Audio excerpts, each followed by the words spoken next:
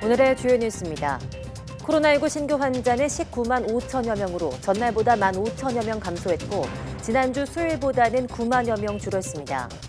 위중증 환자는 1,014명으로 37일째 1,000명대를 이어가고 있고 사망자는 이틀째 100명대에 머물렀지만 누적 사망자는 2만 명을 넘었습니다. 정부가 코로나19 백신 4차 접종 대상을 60세 이상 연령층으로 확대하기로 했습니다. 4차 접종 방법이나 추진 일정 등 자세한 내용은 오늘 오후 질병관리청 브리핑에서 발표될 예정입니다.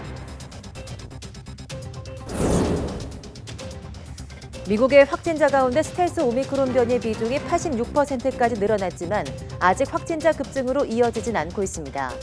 미국의 하루 평균 확진자는 3만 2천여 명으로 2주 전보다 10% 증가한 수준인데 전문가들은 스텔스 오미크론의 확산이 확진자 증가에 미칠 영향을 주시하고 있습니다. 중국 상하이시가 2주 넘게 계속되고 있는 봉쇄 조치를 일부 완화한다고 밝혔지만 도시 기능은 여전히 회복되지 못하고 있습니다.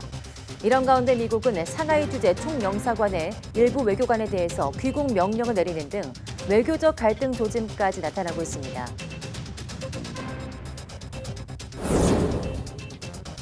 대통령직 인수위원회가 문재인 정부의 탄소 중립 정책을 그대로 추진하면 전기요금이 크게 오르는 등 문제가 발생한다며 대대적인 정책 손질을 예고했습니다.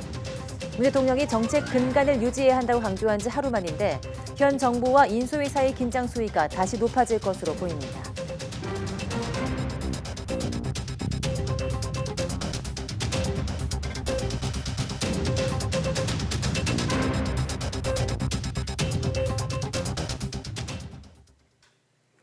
여러분 안녕하십니까? 4월 13일 사이언스 투데이입니다. 코로나19 신규 환자가 다시 10만 명대를 기록했습니다. 지난 2월 23일 17만 명대 확진 이후 수요일 발표 기준으로 10만 명대 규모는 7주 만입니다. 오늘 0시 기준 확진자는 19만 5,419명으로 전날보다 1만 명 넘게 줄었습니다. 일주일 전 같은 요일과 비교하면 9만 명 넘게 줄어드는 등 감소 추세가 이어졌습니다. 지역 발생은 19만 5,382명으로 수도권 48.4%, 비수도권이 51.6%입니다. 완만한 감소세에도 고령층 감염 비중은 높아 피해가 잇따랐습니다. 숨진 환자는 하루 새 184명 늘어서 누적 2만 명을 넘었습니다. 위중증 환자도 9명 늘어 현재 1,014명으로 여전히 많습니다. 코로나19 감소세가 이어지면서 재택치료 환자도 100만 명 아래로 줄었습니다. 오늘 0시 기준 재택치료 대상자는 98만 5,470명으로 전날보다 4만 7천 명 가까이 줄었습니다. 이 가운데 하루 2번 모니터링을 받는 집중관리군은 8만 8,719명입니다. 전국의 중환자병상 가동률은 전날보다 3.5%포인트 낮아진 54.6%로 집계됐습니다. 수도권 중환자병상 가동률이 52.4%, 병상수가 적은 비수도권인 59.7%입니다.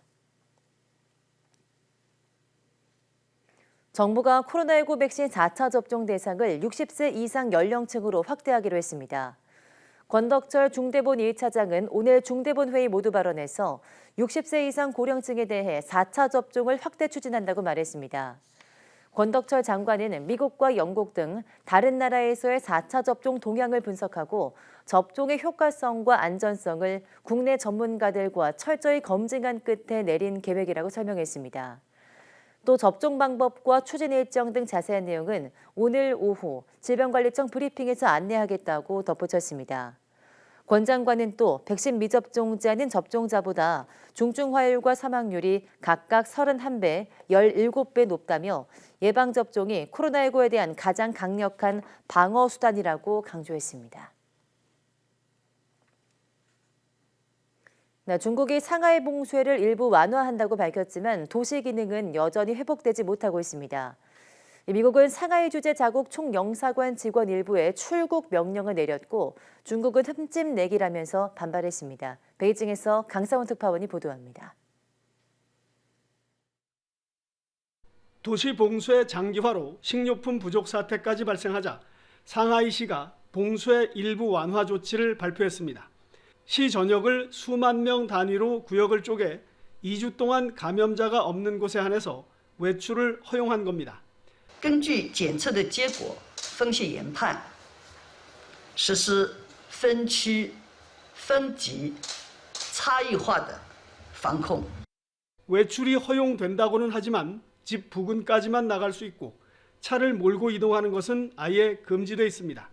상점문도 아직 대부분 닫혀 있는 데다 버스나 지하철은 다니지 않고 있습니다. 이렇게나마 자유를 찾은 구역은 상하이시 전체의 43%, 최소 1,000만 명은 아직 집안에서 격리되어 있는 상태입니다. 那么我国2年多的防控实践证明动态清零符合中国的实际。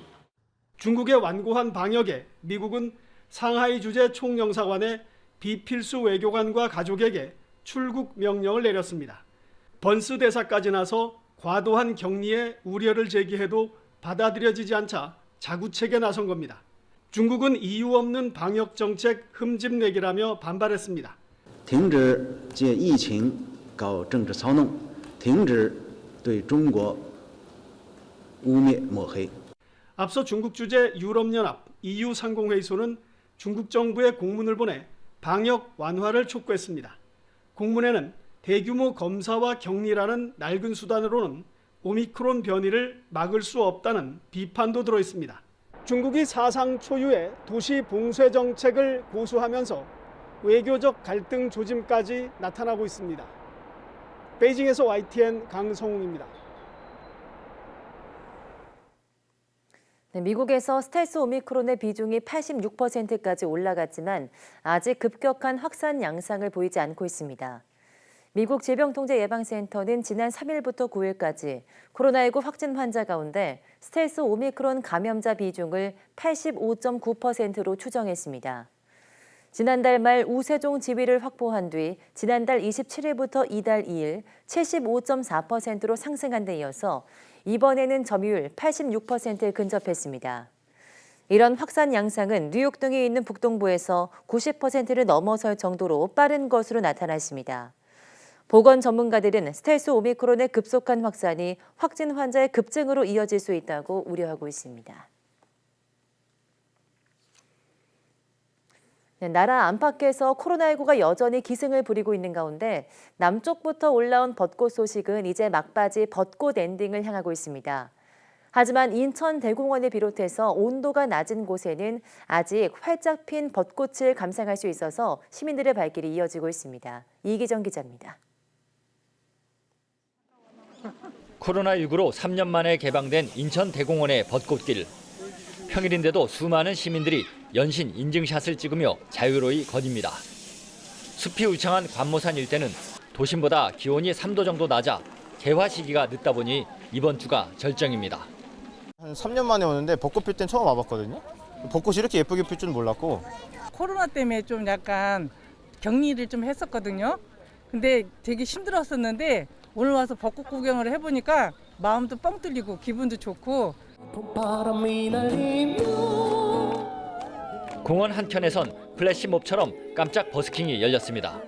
인천 남동구가 청년예술인 지원 사업으로 운영 중인 푸를라이 공연팀이 코로나19에 지친 시민들을 위해 벚나무를 배경으로 작은 음악회를 연 것입니다. 벚꽃 보러 왔는데 여기서 노래 부르고 계시길래 왔는데 앉았는데 너무 노래 잘 불러가지고 좋았던 것 같네요. 270만 제곱미터의 인천 대공원에 식재된 벚꽃나무의 평균 수령은 35세.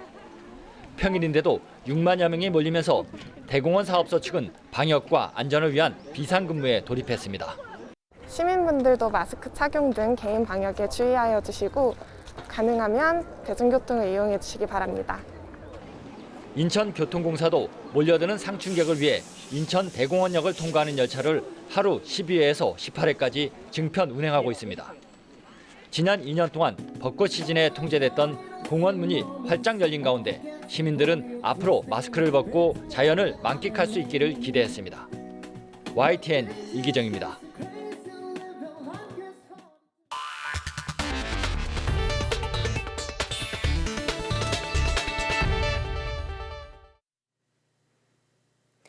대통령직 인수위원회가 현 정부의 탄소 중립 정책을 대대적으로 수정하겠다고 밝혔습니다. 문재인 대통령이 정책 근간을 유지해야 한다고 강조한 지 하루 만인데요. 에너지 정책을 둘러싸고 신구 권력이 다시 한번 충돌하는 모습입니다. 강혜경 기자가 보도합니다. 2030년 온실가스 40% 감축과 2050년 탄소 중립을 목표로 추진해온 문재인 정부의 탄소 중립 정책에 대통령직 인수위원회가 제동을 걸었습니다. 실제 실현 가능성이 크게 떨어지고 민생 압박 요인이 갈수록 심해질 것으로 보인다며 대대적인 정책 수정을 예고한 겁니다. 문재인 대통령이 탄소 중립 정책의 근간이 다음 정부에서도 변함없이 유지돼야 한다고 밝힌 지 하루 만입니다. 인수위는 먼저 온실가스를 감축하겠다는 약속과 달리 지난해 배출량은 오히려 늘어났다고 지적했습니다. 민주당 정권은 탄소 중립을 외쳐왔지만 온실가스 배출량이 작년에 4% 이상 늘었고 경제 전반에 미칠 악영향에 대해서는 탄소 중립 시나리오를 그대로 추진하면 2050년까지 매년 4에서 6%의 전기요금 인상이 불가피하다고 말했습니다. 전기요금 인상과 생산비용 증가 등의 영향으로 국내 총 생산이 2030년까지 연평균 0.7%포인트, 2050년까지는 0.5%포인트 줄어들 거란 연구 결과도 제시했습니다. 이에 따라 인수위는 탄소 중립에 관한 현실성 있고 책임 있는 계획을 다시 세워나가기로 했습니다. 5가지의 정책 방향과 구체적 방안을 담은 전략보고서를 조만간 윤석열 당선인에게 보고할 계획인데 눈에 띄는 점은 재생에너지와 원전의 조화를 제시해 문정부의 탈원전 정책 폐기에 시동을 걸었다는 점입니다. 새 정부에서는 탈원전이란 금기를 해체해서 탄소 중립을 달성할 수 있는 모든 기술을 테이블에 올려놓고 실질적인 책임 있는 정책을 펴겠다. 국제사회에 약속한 탄소 중립 목표는 일단 유지하겠다고 밝혔지만 대대적인 정책 손질이 불가피해진 만큼 현 정부와 인수위 사이 긴장 수위가 다시 높아질 것으로 보입니다. YTN 강희경입니다. 세계적인 반도체 패권 경쟁이 벌어지고 있는 가운데 국내 반도체 산업 경쟁력의 초격자 확보를 위한 특단의 대책이 추진됩니다. 대통령직 인수위원회는 반도체 산업의 경제적, 안보적 중요성 등을 고려해서 국가 안보 자산으로 관리하는 반도체 초격차 확보 지원 방안을 마련 중이라고 밝혔습니다. 지원체계는 반도체 공장 신설과 증설의 인허가 주체를 현 지방자치단체에서 중앙부처로 일원화해 처리 속도를 높이고 반도체 시설 투자의 세액 공제율을 경쟁국과 유사한 20% 수준으로 하고 반도체 대학원의 신설에 전문 인력을 집중 육성하는 내용 등이 담길 전망입니다. 네, 전국 곳곳에 비가 내리고 있습니다. 건조한 날씨와 고온 현상을 해소하는 반가운 단비인데요. 전국에서 잇따르던 산불도 한숨 돌릴 수 있게 됐습니다. 정혜윤 기자입니다. 양구와 군위 산불을 포함해 지난 주말과 휴일 이틀 동안 발생한 산불은 모두 38건. 하루 20건 정도의 산불이 전국 곳곳에서 일어나 살림을 태웠습니다. 올해 4월 산불 기세는 무서울 정도입니다. 4월 1일부터 11일까지 발생한 산불은 92건으로 예년의 2배 가까이 됩니다. 건조한 날씨에 낮 기온이 25도를 넘는 고온 현상이 겹쳤고 국제적인 강풍인 양간지풍까지 가세했기 때문입니다. 하지만 밤사이 전국에 단비가 내리면서 산불 기세가 한풀 꺾일 것으로 보입니다. 제주도에 최고 60mm, 산불 피해가 컸던 강원도에도 최고 40mm의 봄비치고 많은 양의 비가 오겠습니다. 서울 등 그 밖의 내륙에도 5에서 10mm의 비가 내리면서 건조한 대지를 촉촉하게 적실 것으로 보입니다. 대형 산불이 지속된 강원도에는 이번 비가 단비 효과로 나타날 것으로 보입니다. 당분간 습도가 높아지고 건조함이 사라지면서 산불은 주춤할 것으로 예상됩니다. 이번 비가 지난 뒤 이달 하순까지는 단비 소식이 잦습니다. 산불 발생 건수가 줄고 불이 나도 대형 산불로 확산할 확률이 낮아지게 됩니다. 4월 중순 이후 그리고 4월 하순으로 가서는 전반적으로 대기의 흐름이 동서순환이 원활해질 것으로 예상되는 만큼 이제 주기적으로 기압골과 이동성 고기압이 통과가 될 것으로 예상됩니다. 그런 상황인 만큼 주기적으로 강수가 도입될 가능성은 남아있다. 산림당국은 4월 중반부터 대형 산불 우려가 줄어들지만 산발적인 산불 가능성은 남아있는 만큼 장마 전까지는 지속적인 경계를 기울여달라고 당부했습니다. YTN 정혜윤입니다.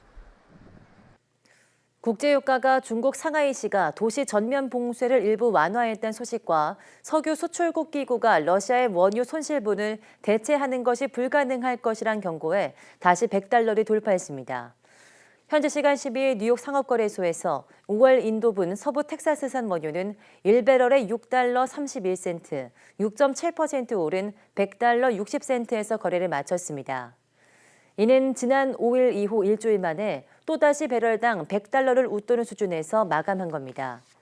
런던 IC 선물거래소에서 6월 인도분 브렌트유도 1배럴에 $6.16, 6.25% 상승한 $104 64센트에서 장을 마감했습니다. 미국의 지난달 물가가 40여 년 만에 최대폭인 8.5%나 급등해서 우크라이나 전쟁 여파로 물가 인상이 심화한 것으로 나타났습니다. 특히 필수품인 기름값이 큰 폭으로 올랐는데 바이든 정부는 여름철에 금지했던 높은 에탄올 함유 휘발유 판매를 한시적으로 허용하는 등 대책 마련에 나섰습니다. 워싱턴 강태욱 특파원이 보도합니다. 미국 노동부는 지난달 소비자 물가지수가 8.5% 급등했다고 밝혔습니다. 지난 1981년 12월 이후 가장 큰 폭으로 월간 상승률로도 2005년 이후 최대폭입니다. 지난 2월과 비교해 상승 주범은 상승분의 절반을 차지한 기름값입니다.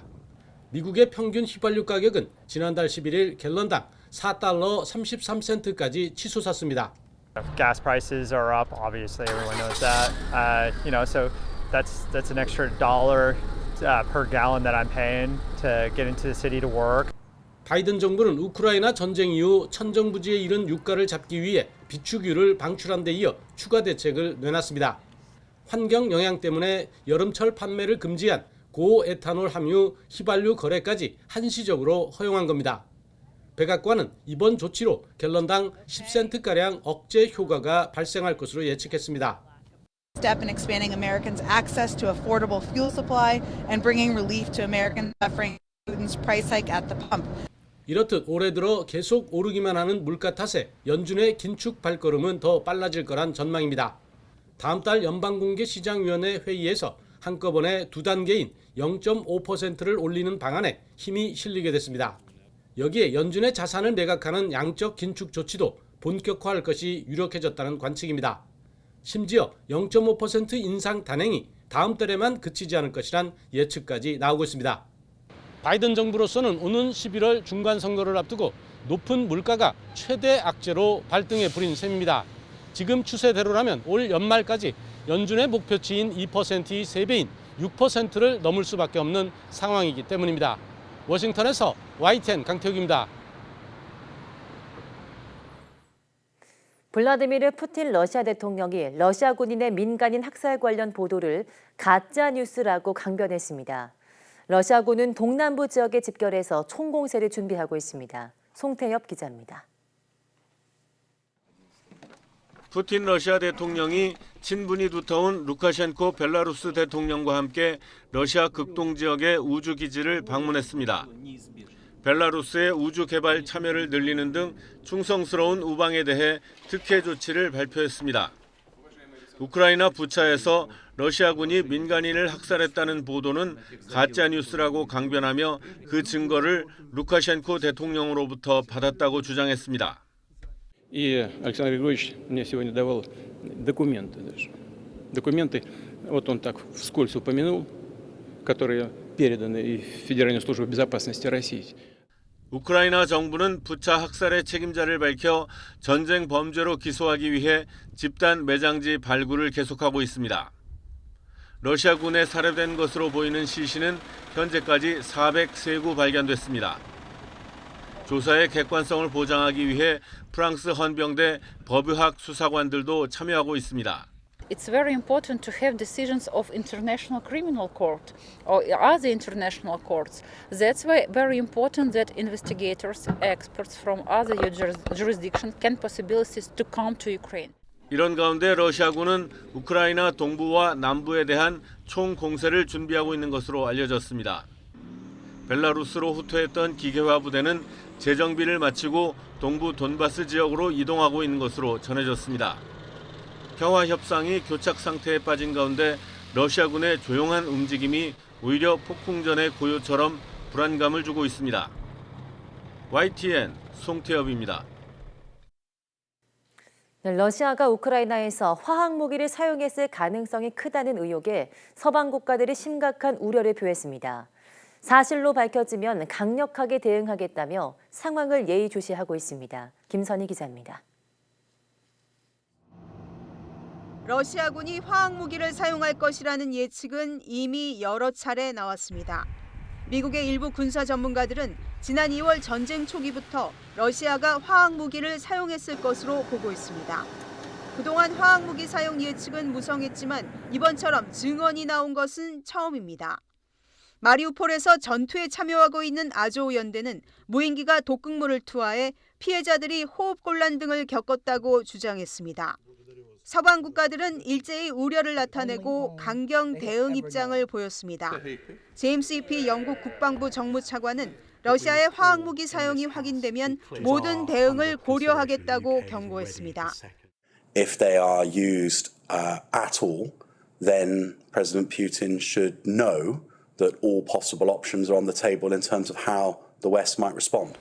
마리스페인 호주 외무장관도 명백한 국제법 위반이라며 사실관계를 확인한 뒤 조치하겠다고 말했습니다. In relation to the use of chemical weapons by Russia. If they are confirmed, that will be a further wholesale breach of international law. 조 바이든 미국 대통령도 러시아의 화학무기 사용에 대해서는 단호한 입장입니다. How concerned about the threat of chemical warfare right now that Russia would use chemical weapons? How high is that threat? I think it's a real threat.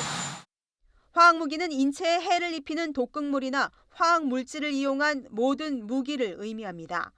뉴욕타임스는 러시아가 어떤 화학무기를 사용하느냐에 따라 나토의 군사 개입이 달라질 수 있다고 보도했습니다. 영국 BBC는 러시아가 독가스 같은 화학무기를 사용한다면 이는 중대한 선을 넘는 행위로 서방 세계가 단호히 대처할 수밖에 없을 것이라고 경고했습니다. YTN 김선희입니다.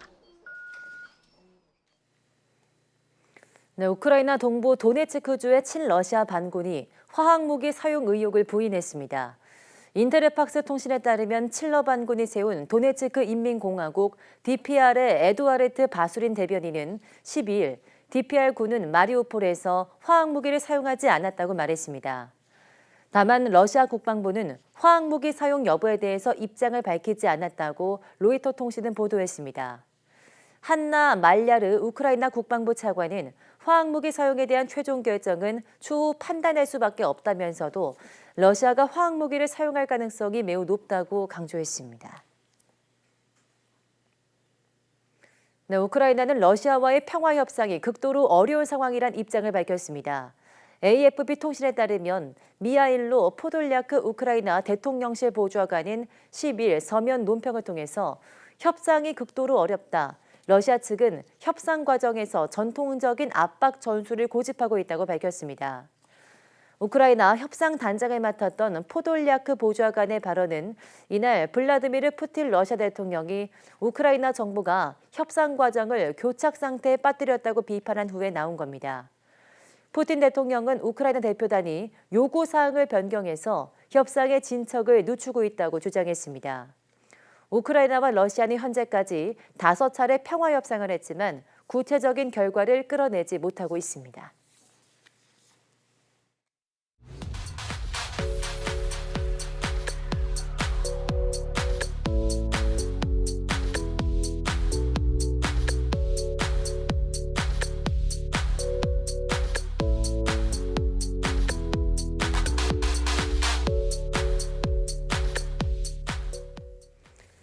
네, 요즘 봄 기운이 완연한 가운데 나들이 가시는 분들 많으실 텐데요. 그런데 상춘객들이 다녀간 자리에 버려진 쓰레기가 넘쳐난다고 합니다. 아름다운 풍경이 누구에게나 좋은 기억으로 남도록 성숙한 시민의식을 보여주시기 바랍니다. 뉴스 마치겠습니다. 함께해 주신 여러분 고맙습니다.